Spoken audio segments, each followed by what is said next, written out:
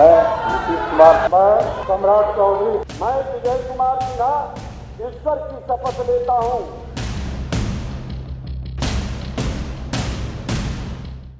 नीतीश कुमार ने 9वीं बार बिहार के मुख्यमंत्री पद की शपथ ली है।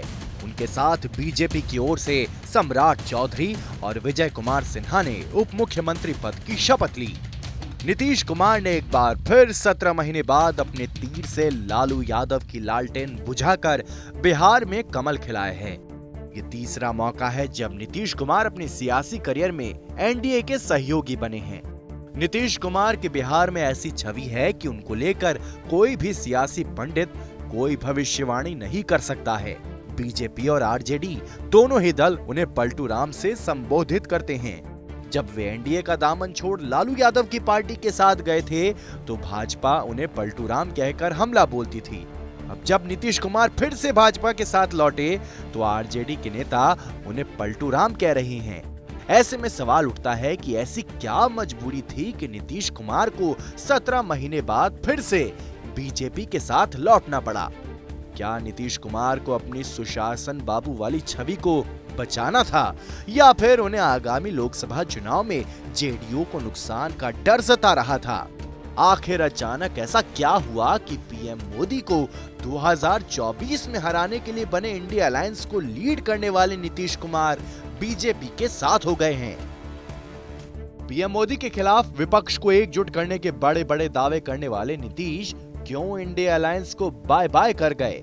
इस वीडियो में हम आपको वो सारे कारण बताएंगे जिसके चलते नीतीश कुमार को मजबूरन एनडीए में लौटना पड़ा।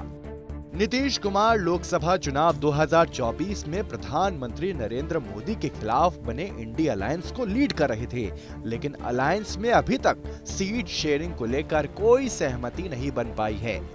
हाल ही में पश्चिम बंगाल में ममता बनर्जी और पंजाब में आम आदमी पार्टी ने अकेले चुनाव लड़ने का ऐलान किया है। सूत्रों की माने तो बिहार में आरजेडी नीतीश कुमार पर इंडिया अलायंस का हवाला देकर लोकसभा चुनाव में कम सीटें देने का दबाव बना रही थी। वहीं अलायंस में नीतीश जिस तरह का मान सम्मान चाहते थे वो भी यहाँ नहीं मिल रहा था। वहीं रामलला की प्राण प्रतिष्ठा से बदले जनता के मूड और पीएम मोदी के चेहरे की लोकप्रियता के आगे 2024 में विपक्ष के सत्ता में आने की किसी गुंजाइश की सच्चाई को नीतीश भी जानते थे। नीतीश एनडीए से दूरी से हुए नुकसान से भी वाकिफ थे। इतिहास गवाह है कि जब जब लोकसभा चुनाव में नीतीश एनडीए से दूर रहे हैं उनका नुकसान हुआ है।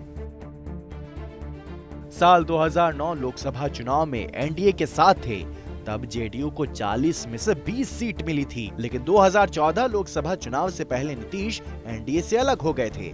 उस साल जेडीयू को केवल 2 सीटें मिली थीं। इसके बाद 2019 में एनडीए के साथ थे तो उनकी सीट 2 से बढ़कर 17 हो गई थी। तब 2024 लोकसभा चुनाव में कहीं फिर जेडीयू इकाई अंक में न पहुंच जाए, ये डर भी नीतीश कुमार के मन में हो सकता है। ऐसे में लालू से दूरी कर नीतीश ने एनडीए में वापसी में ही भलाई समझी। वहीं नीतीश का बीजेपी के साथ आने का एक बड़ा कारण ये भी है कि विधानसभा में कम सीटें होने के बावजूद नीतीश कुमार का मुख्यमंत्री पद बरकरार रहा और जेडीयू के संभावित टूट का खतरा भी टल गया। नीतीश कुमार की पार्टी को लोकसभा चुनाव के साथ साथ विधानसभा चुनाव में मोदी के चेहरे का फायदा मिलेगा। वहीं सियासी हलकों में चर्चा ये भी हो रही है कि नीतीश कुमार के पाला बदलने वाले पुराने रिकॉर्ड को ध्यान में रखते हुए बीजेपी भी इस बार शर्तों के साथ उनको अपने साथ लाई है।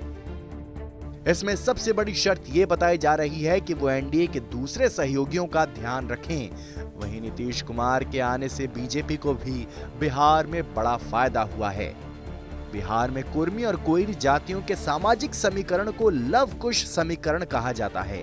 नीतीश कुमार जो कि कुर्मी जाति से आते हैं, वहीं डिप्टी सीएम सम्राट चौधरी कोयरी समाज से ताल्लुक रखते हैं।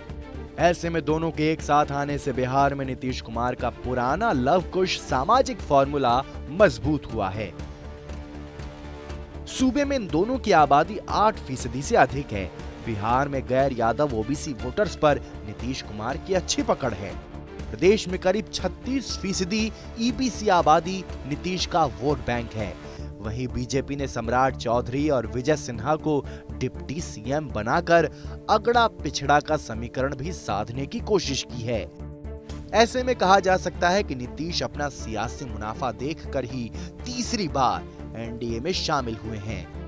तो बीजेपी ने भी ट्रैक रिकॉर्ड जानने के बावजूद नीतीश के साथ जाने में अपना फायदा देखा।